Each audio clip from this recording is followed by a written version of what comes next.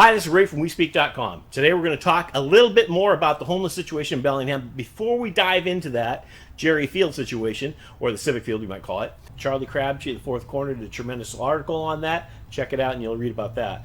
We're going to talk a little bit about some of the tweets that have been going out and some of the basement warriors, all them kids still living at mom and dad's house or going to college on somebody else's nickel that's never really had a full-time job or had to pay a bill. All the tweets they went out encouraging all their Antifa friends to come up, to be violent, to bring their clubs because they're going to attack the police, all that stuff. And they got up here, they saw what real leaders were like. Thank goodness we have people like the Whatcom County Sheriff's Department, their sheriffs, like the Homeland Security, like the Border Patrol, the Bellingham Police Department, and every other agency, including the State Patrol, that were up here saying, no, enough is enough. So you guys all got mad because you saw a lot of law enforcement in different colored uniforms with full gear on, and here's why. What you didn't see is a bunch of thugs burning our town like you see in Portland. What you didn't see is a bunch of thugs taking over hotels with knives like you saw in Olympia and other places. What you didn't see is people being assaulted in their cars on streets and total anarchy. You didn't see it because of the leadership of the people in blue.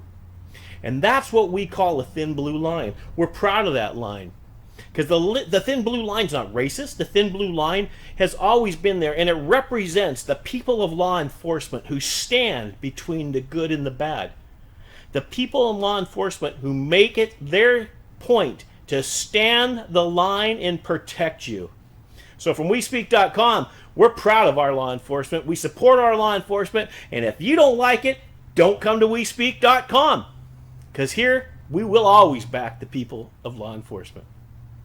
Now let's get back to the Jerry Field situation.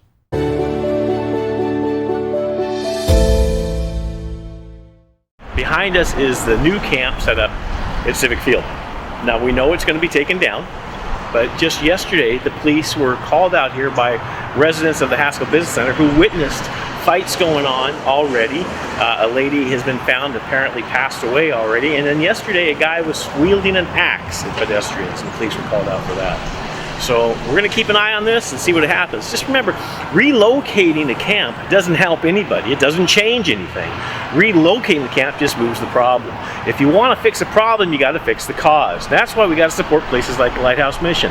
You know, they had 90 beds available in their program, and at base camp they had stuff. But people have to be off drugs and no violence to get in there. So these people, a lot of them are making the choice. I don't want to give up my drugs. I want to keep my drugs, and I want everything for free. So on one hand, you have the city giving them things for free with no accountability. On the other hand, you have programs like Lighthouse Mission who say, to get somewhere better, you got to leave somewhere worse. Give up drugs, give up stuff like that, and we'll help you. And we'll help you before you get homeless. So let's think about where we're spending our tax dollars. Let's support programs like the Mission, who actually change hearts, rather than someone who's just giving free handouts. From Ray Gilbride at WeSpeak.com down at the Civic Field, have a good day. And remember, be kind to the ones around you.